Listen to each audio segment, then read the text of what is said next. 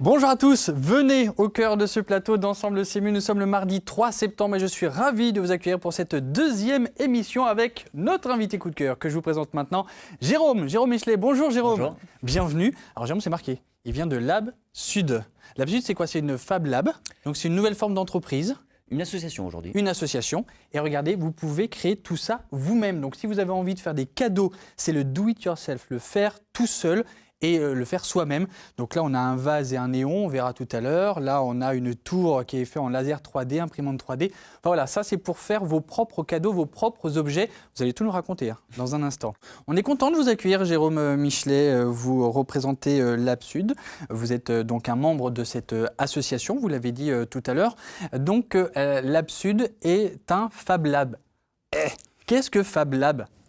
En fait, c'est un anglicisme qui veut dire laboratoire de fabrication numérique. Du coup, j'ai l'habitude de dire qu'en fait, c'est comme une médiathèque, mais au lieu d'avoir juste des livres, des jeux de société, en fait, on a des ordinateurs et des machines qui permettent de fabriquer, tout un tas d'objets, dont ici un petit échantillon. Donc c'est ouvert à tout le monde, professionnel comme public. Oui, en fait, du coup, on accueille vraiment tous les publics. Ça peut être des jeunes aux personnes âgées, et ça peut être de l'étudiant, le chômeur, des ingénieurs. Voilà, il y a un vrai brassage social.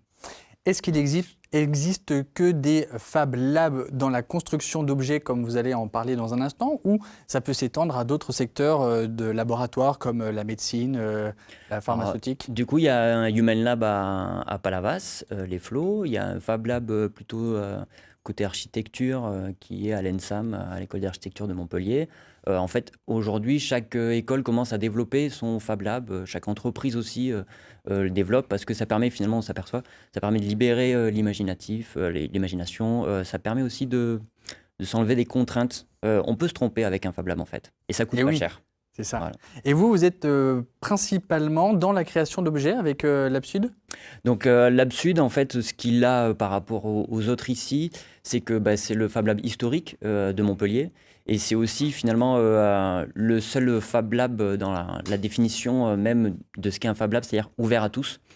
Par exemple, le Fab Lab de l'ENSAM, il va être spécifiquement sur un sujet. Nous, voilà, on est vraiment ouvert sur tous les sujets et sur tous les publics. D'accord, Voilà. très bien. Donc l'objectif, on a envie de créer un objet personnel, on n'a pas envie de l'acheter, donc on est un peu aussi dans l'obsolescence programmée dans cette histoire, donc tout est lié. Donc on arrive chez vous et on vous explique notre projet. Est-ce qu'on a besoin de s'y connaître ou pas du tout? En fait, il y a différentes personnes qui viennent chez nous, des personnes qui, du coup, ont regardé un peu sur Internet, sont documentées et se disent, ah ben voilà, avant de pouvoir investir dans une machine, je veux voir comment ça marche. Il y a des personnes qui, finalement, juste, voilà, ont regardé le site Internet, ont du bouche à oreille, et de se dire, justement, tiens, j'aimerais bien fabriquer quelque chose, comment je peux y faire, comment je peux m'y prendre. Alors justement, pendant que vous continuez à nous parler, on est en train de voir des images de la création d'un échiquier. Donc je pense que c'est une personne qui a voulu offrir ou se l'offrir à soi-même. Alors on n'a pas toute la vidéo parce que donc cette personne a créé un échiquier électronique, etc., etc. Donc tout est possible chez vous en fait. Et là, vous voyez, il y a même l'activité peinture. Donc comment ça se passe? Là, la personne est arrivée chez vous, on vous dit tiens, j'aimerais offrir un échiquier. Quelle est la prochaine étape? Vous allez leur donner accès à un logiciel pour créer en imprimante 3D, comme on l'a vu dans l'image? En fait, du coup, il y a différents ateliers d'initiation, en fait, pour pouvoir utiliser les machines du laboratoire. Et donc, on va vous initier à toutes les différentes machines pour pouvoir les utiliser en autonomie derrière. Et donc, du coup, on va vous permettre finalement d'être autonome sur votre projet. Ça n'empêche qu'à chaque fois, il y a toujours des personnes au laboratoire, soit le coordinateur, soit des adhérents qui peuvent vous aider à chaque fois sur justement à cheminer sur votre projet. Parce que donc il y a des ingénieurs, il y a des gens... Voilà, il y a tout type de profil, et sachant qu'il y a des personnes qui n'ont aucune formation initiale et en fait qui sont super pointues sur un domaine, sur ces machines-là. C'est ça qui est intéressant aussi, c'est que ça permet à des personnes qui sont peut-être sorties du milieu scolaire et du milieu social normal, entre guillemets, et qui permettent, grâce à des projets comme ça, de capitaliser de la connaissance et pouvoir en faire quelque chose. Donc en plus, on est vraiment dans la relation humaine, on est bien au-delà de la fabrication d'objets. En fait, voilà, c'est-à-dire qu'on est dans de la technique, mais finalement, tout ce qu'il y a derrière la technique, effectivement, c'est l'humain qui permet tout ça. Alors, quelques idées donc d'objets confectionnés Ouais. sur ce plateau. On a vu l'échiquier là en vidéo à l'instant, mais vous êtes venu avec, avec des objets. J'aimerais bien que vous nous les présentiez parce qu'ils sont vraiment très bons. Et puis Christophe, depuis tout à l'heure, vous montre également un appareil électronique pour la banque. Qu'avez-vous là dans les mains, par exemple, là avec ces deux roues, c'est motorisé? Donc, alors c'est un petit système finalement gyroscopique qui normalement s'auto-équilibre. Voilà, hop. Voilà. C'est en fait finalement l'équivalent des overboards qu'on peut avoir aujourd'hui. Oui, bien sûr.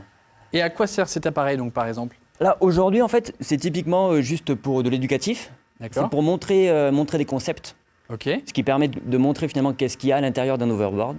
Et du coup, c'est un support éducatif avant tout, et aussi de se dire, finalement, on est capable de le refaire. Et donc, du coup, demain, on peut faire aussi un overboard nous-mêmes dans un laboratoire. Donc là, je ne sais pas si on l'entend, mais il y a le petit moteur. Ça fait pas beaucoup de bruit, hein, c'est bien. Non. Et après, on peut aller au-delà. Moi, je sais que cet été, j'ai vu des kartings faits selon ce Tout système-là. à fait. C'est En fait, incroyable. après, il y a des personnes qui, aujourd'hui, sur Montpellier, ça se voit entre Palavas et Montpellier, des personnes qui ont finalement motorisé leur skateboard. Très bien. Voilà, tout ça, ça peut se faire aussi bien au sein du laboratoire que chez soi. Cet objet qui est devant vous et qui a l'apparence d'un vase, est-ce que c'est un vase?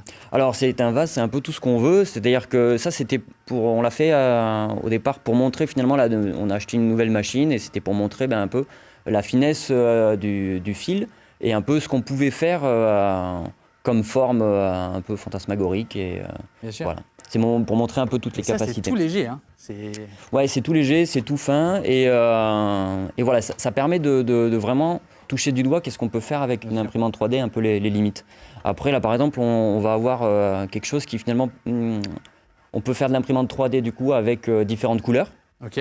Donc voilà. Après, ça, c'est typiquement une pièce qu'on ne pourrait pas faire aujourd'hui en fabrication traditionnelle.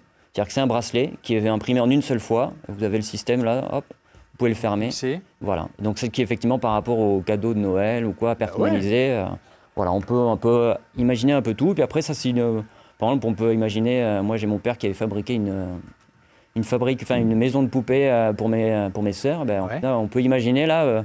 Avec une découpe laser, c'est très rapide. On part d'une planche 2D et finalement, avec une découpe laser, on va venir faire les marquages et les découpes et on arrive à faire quelque chose de 3D. Alors, je ne sais pas si on le voit. Hop, je vais le montrer ici.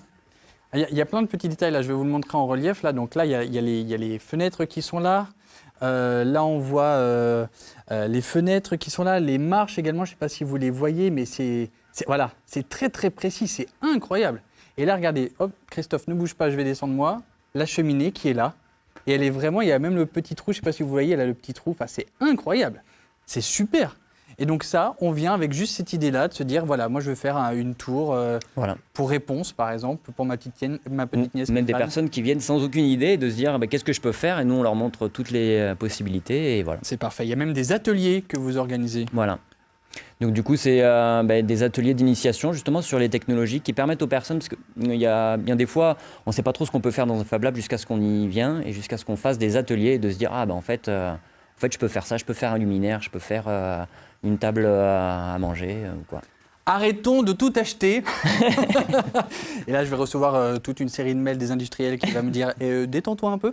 Mais peut-être créons, voilà, et faisons de nos mains ces petites merveilles que vous nous avez apportées sur ce plateau.